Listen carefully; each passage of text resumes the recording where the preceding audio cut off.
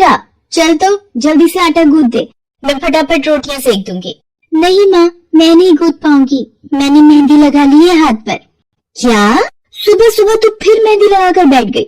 बड़ी मक्कार है सच में। काम में मदद ना करनी पड़े इसलिए जब देखो मेहंदी लगाकर बैठ जाती है। चल जल्दी से हाथ धोकर आ मेरे पास, मुझे काम पर जाने के लिए देर हो रही है। माँ बस आज कर लो ना, देखो ना मैंने कितनी मेहनत से कितना सुंदर डिजाइन बनाया है।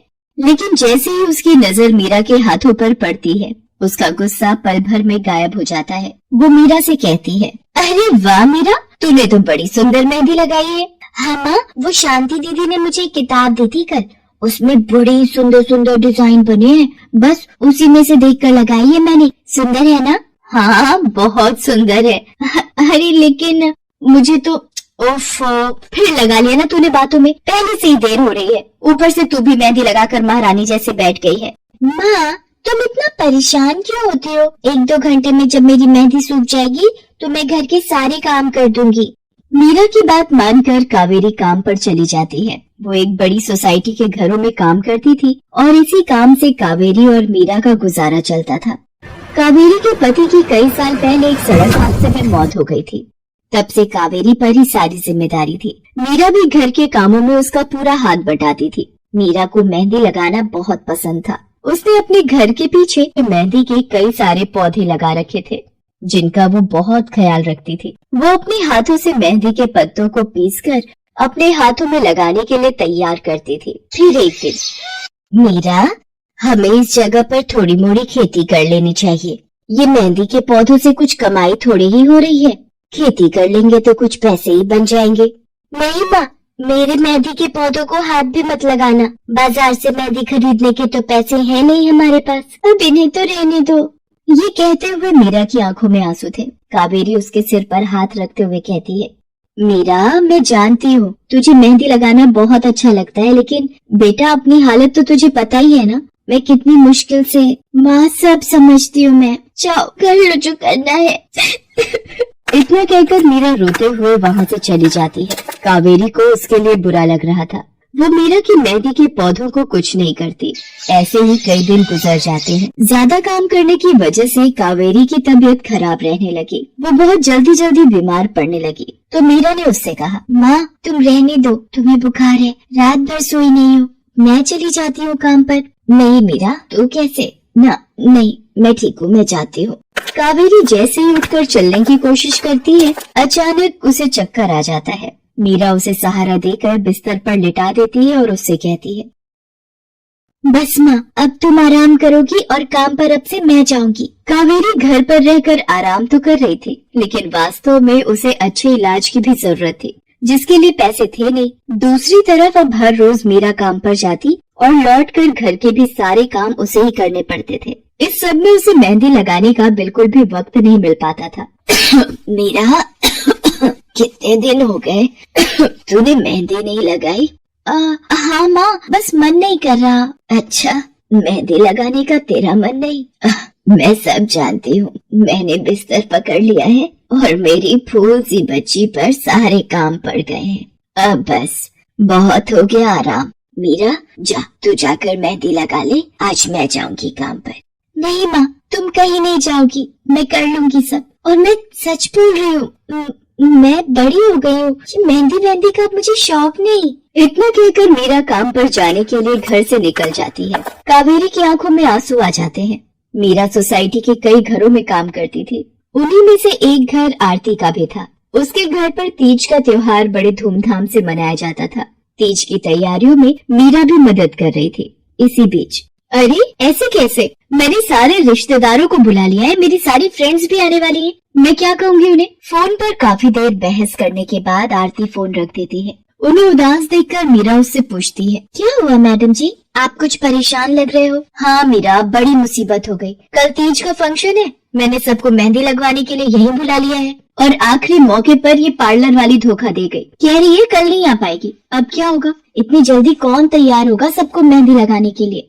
मैडम जी, वैसे मैं भी ठीक ठाक मेहंदी लगा लेती हूँ। अरे हाँ, कावेरी ने मुझे बताया तो था एक बार कि तुझे मेहंदी लगाने का बहुत शौक है। वैसे मुझे तो कोई परेशानी नहीं है, तू देख ले बेटा, बहुत सारे हाथ लगाने होंगे और मेहंदी बढ़िया लगनी चाहिए सबके। आप बिल्कुल चिंता मत करिए मैडम जी, मैं सब अच्छे से करूँगी। बहुत दिनों बाद मीरा के चेहरे पर खुशी थी। उसने घर पहुंचते ही मेहंदी के खूब सारे पत्ते तोड़कर पत्थर पर पीसना शुरू कर दिया। ये देखकर कावेरी ने मीरा से कहा, अरे मीरा, शाम हो गई है, अब मेहंदी मत लगा, मौसम भी ठंडा है बेटा। ये मेहंदी मैं अपने लिए नहीं पीस रही माँ, वो 5वें फ्लोर वाली मैडम जी है ना, कल उनके यहाँ लगानी है। अच्छा बेटा, पर ध्यान से बेटा, वो बड़े लोग हैं, कोई गलती ना हो जाए। माँ, तुम बिल्कुल चिंता मत करो, मेहंदी लगाने में मुझसे कभी कोई गलती हो ही नहीं सकती। मीरा खूब सारी मेहंदी तैयार करके अगले दिन आरती के घर पहुंच जाती है। वो अपनी मेहंदी को कोन में भरने लगती है कि तभी आरती की एक फ्रेंड आरती से, आरती, ये किसे बुला लिया तुमने? मैंने जिस पार्लर का नंबर दिया था तुम्हें, उससे बात नहीं हुई क्या? हुई तो थी, लेकिन उसने आखिरी वक्त पर मना कर दिया। तुम बिल्कुल चिंता मत करो, ये मीरा है, मेरी हाउसमेड है ना कावेरी, ये उसी की बेटी है, बहुत अच्छी मेहंदी लगाती है ये। ओफो आरती, तुम भी ना, पार्लर की बात अलग होती है, उन लोगों का मटेरियल ब्रांडेड होता है, मेहंदी के रचने की गारंटी मिलती है वहाँ से। और इसकी मेहंदी तो मुझे कुछ समझ नहीं आ रही, इस पर तो कोई लेबल तक नहीं है, अगर कुछ गलत रिएक्शन हो गया हाथों पर तो। आप बिल्कुल चिंता मत कीजिए मैडम जी, ये मेहंदी मैंने खुद पीस कर तैयार की है। मेरे पास बहुत सारे मेहंदी के पौधे हैं, इसमें कुछ भी ऐसा नहीं है जो आपके हाथों को नुकसान दे। ना भाई ना, सॉरी आरती, बट मैं अपने हाथों को लेकर कोई रिस्क नहीं ले सकती। तुम सब लगवाओ, मैं तो पार्लर जाकर ही लगवाऊंगी। इतना कहकर आरती की दोस्त शालिनी वहाँ से चली जाती है। आरती मीरा को इशारा देकर काम शुरू करने को कहती है। अरे वाह, मानना पड़ेगा, इस बच्ची ने कमाल की मेहंदी लगाई है। मुझे तो नहीं लगता कि इस मेहंदी का वैसा रंग आएगा जैसा पार्लर वाली मेहंदी का आता है। अब बस भी करो शालिनी, मेहंदी कैसी रचेगी ये कल तक पता चल ही जाएगा ना, बच्ची है वो, उसे इस तरह डराओ तो मत। अरे मुझे क्या, मेरे हाथ कौन सा खराब होने वाले हैं, तुम ही लोग लगवाओ और तुम ही भुगतना। शालिनी गुस्से में वहाँ से चली जाती है। उसे पूरा यकीन था कि मीरा की मेहंदी रचेगी नहीं, साथ ही हाथों पर उसका गलत रिएक्शन भी हो सकता है, लेकिन जो हुआ वो इससे बिल्कुल अलग। अगले दिन मीरा के घर पर, अरे मैडम जी, आप यहाँ? आपने तो आज काम पर आने के लिए मना किया था ना, मैं इसीलिए नहीं आई। हाँ, कल तुम कितना थक गई थी, इसीलिए मैंने आने को मना किया। मैं यहाँ तुम्हें काम पर बुलाने नहीं बल्कि किसी और काम से आई हूँ। अंदर नहीं बुलाओगी? अरे माफ कीजिएगा मैडम जी, आइए अंदर आइए। आरती को देखकर कावेरी भी बिस्तर से उठकर खड़ी हो जाती है। आरती के साथ उसकी दोस्त शालिनी भी थी। मीरा उन दोनों को पानी देते हुए कहती है, ये लीजिए मैडम जी, मेहंदी तो ठीक से रची ना मैडम जी? ये तुम्हें मैं नहीं शालिनी बताएगी। फिर शालिनी अपने हाथ मीरा की तरफ बढ़ा देती है। उसके हाथों पर कई जगह छाले पड़े हुए थे। ये देखकर मीरा उससे कहती है, अरे ये क्या हुआ मैडम जी? मैंने तुमसे मेहंदी नहीं लगवाई, उल्टा तुम्हारा अपमान करती रही, उसी की सजा मिली है मुझे। मैंने सबसे महंगे वाले पार्लर में जाकर मेहंदी लगवाई। मैंने उनसे जोर देकर कहा कि मेहंदी का रंग बहुत बढ़िया आना चाहिए। इस चक्कर में उन्होंने पता नहीं क्या क्या मिला दिया मेहंदी में, और मेरे हाथों का ये हाल हो गया। और दूसरी तरफ तुम्हारी मेहंदी, जिसने भी लगवाई उसके हाथों की रंगत ही अलग है। देखो आरती के हाथ देखो जरा। आरती ने अपने हाथ आगे बढ़ा दिए, जिन पर मीरा के हाथों से लगी मेहंदी का बहुत ही अच्छा रंग चढ़ा था। फिर आरती कावेरी के पास जाकर उससे बोली, बस कावेरी, ये झाड़ू पोछा और बर्तन बहुत करवा लिए तुमने मीरा से, ये अब वो करेगी जो इसे करना चाहिए। जी क्या मतलब मैडम जी?